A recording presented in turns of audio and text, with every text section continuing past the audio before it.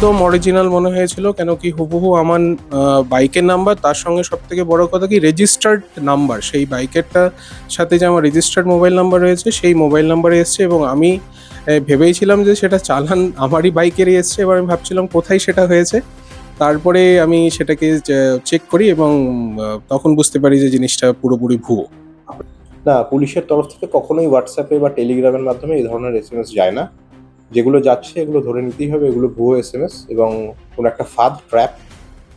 একদিকে ট্রাফিক আইন ভাঙলে কড়া ব্যবস্থা নিচ্ছে ট্রাফিক পুলিশ, রাস্তায় নিয়ম না মানলেই কাটা হচ্ছে ই চালান, আর সেই সুযোগকেই হাতিয়ার করে এবারে নতুন ছকে সাধারণ মানুষকে টার্গেট করছে সাইবার প্রতারকেরা।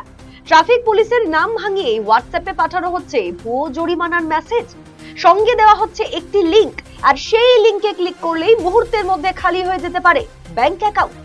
সম্প্রতি এমনই এক প্রতারণার ফাঁদের মুখোমুখি হন রায়গঞ্জের দেবীনগরের বাসিন্দা চিকিৎসক সুদীপ ঘোষ।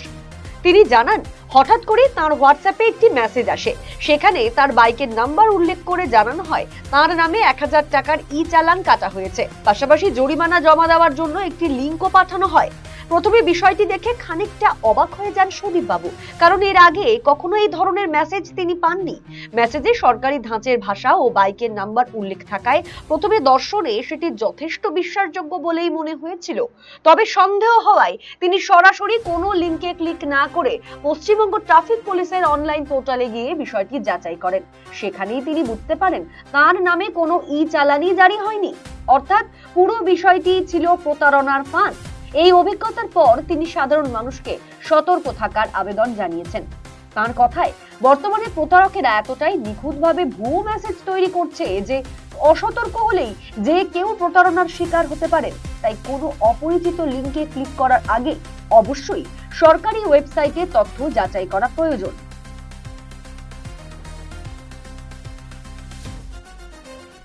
আজকের সমস্যাটা বলতে যেটা হচ্ছে যে আমার আজকে হঠাৎ করে দেখি হোয়াটসঅ্যাপে একটা মেসেজ আসে, সেখানে হুবহু আমার বাইকের নাম্বারে 1000 টাকার একটা চালান আসে। তো আমি তো সবার প্রথমে খুব অবাক হয়ে যাই যে এর আগে কখনো এভাবে আমাকে হোয়াটসঅ্যাপে কোনো চালানের কোনো মেসেজ আসেনি।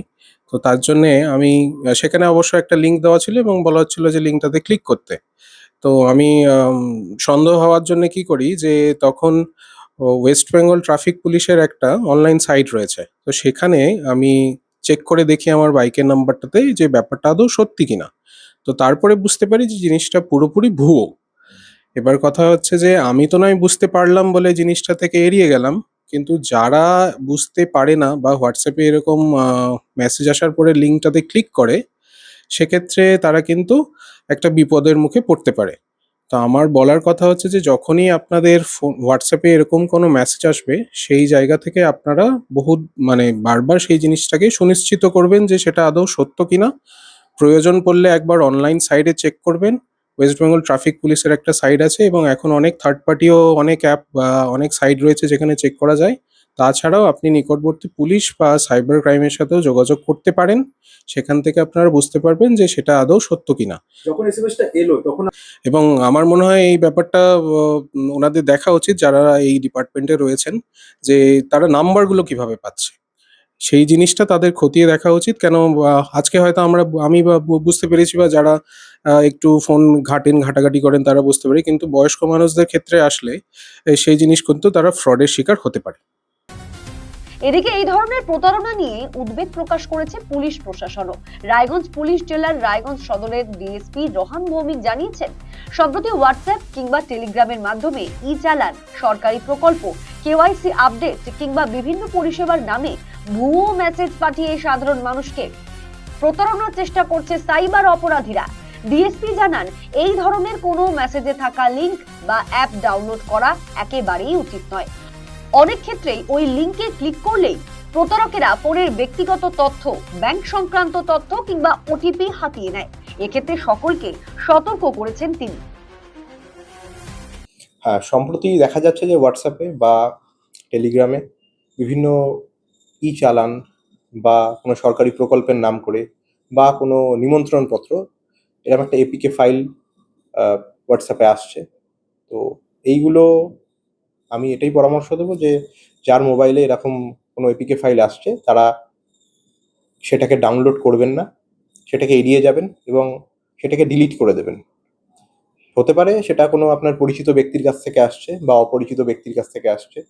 যদি অপরিচিত ব্যক্তির কাছ থেকে আসে তাহলে বুঝতেই পারছেন, তাহলে অবশ্যই সেটাকে এড়িয়ে যাবেন এবং ডিলিট করে দেবেন। পরিচিত ব্যক্তির কাছ থেকে আসলেও সেটাকে এড়িয়ে যাওয়াটাই বাঞ্ছনীয়। প্রয়োজনে তার সাথে একবার ফোনে কথা বলে নিন, কিন্তু এটা ডাউনলোড না করাটাই সবচাইতে বুদ্ধিমানের কাজ। যদি কোনো কারণে ডাউনলোড করে ফেলেন কেউ, সেক্ষেত্রে তারা কি করবে? যদি ভুলবশত কেউ বা তাড়াহুড়োর মধ্যে বা অতি আগ্রহী হয়ে কেউ যদি ডাউনলোড করে ফেলেন, সেক্ষেত্রে তারা সঙ্গে সঙ্গে নিজের ফোনটাকে এরোপ্লেন মোডে দিয়ে দিন, যাতে আপনার ইন্টারনেট পরিষেবা আছে সেটা বিচ্ছিন্ন হয়ে যায়। এসব ক্ষেত্রে মূলত যেটা হয় যে এপিকে ফাইল ডাউনলোড করার সাথে সাথে যারা হ্যাকার বা ডেভেলপার রয়েছে তারা কিন্তু আপনার ফোনটা অ্যাক্সেস করতে পারে, ফোনের স্ক্রিনটা ওরা অ্যাক্সেস করতে পারে, আপনার পাসওয়ার্ড, ব্যাংকিং যে অ্যাপ রয়েছে সেগুলো অ্যাক্সেস করতে পারবে। তো যদি আপনি ইন্টারনেট পরিষেবাটা বিচ্ছিন্ন করে দেন, ফোনটা এরোপ্লেন মোডে দিয়ে দেন, তাহলে কিন্তু সেটা আর করতে পারবে না।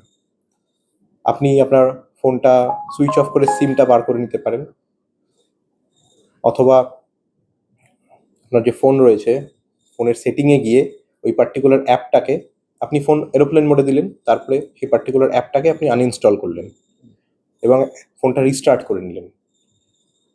যদি তারপরেও মনে হয় যে আরও সেফটির জন্য, তাহলে আপনি আপনার ফোনটা ফ্যাক্টরি রিসেট মেরে নিতে পারেন। যদি টাকা খোয়া যায় তার মধ্যেও, সেক্ষেত্রে তারা কি করবেন, কিংবা সেই মুহূর্তে তার জন্য তাদের কি করা উচিত?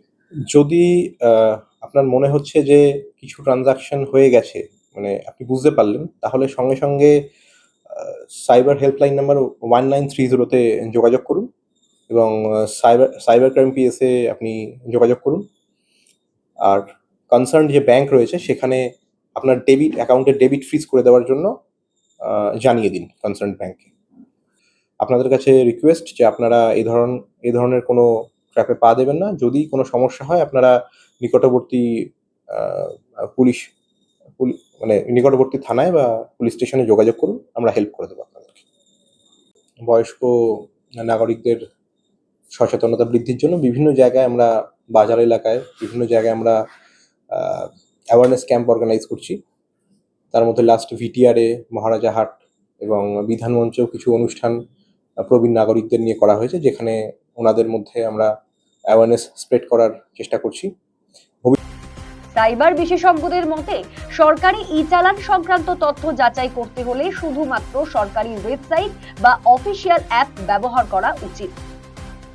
কোনো হোয়াটসঅ্যাপ লিংকে ক্লিক করে জরিমানা জমা দেওয়ার চেষ্টা বিপদের কারণ হয়ে উঠতে পারে। তাই সচেতনতাই এখন সবচেয়ে বড় অস্ত্র।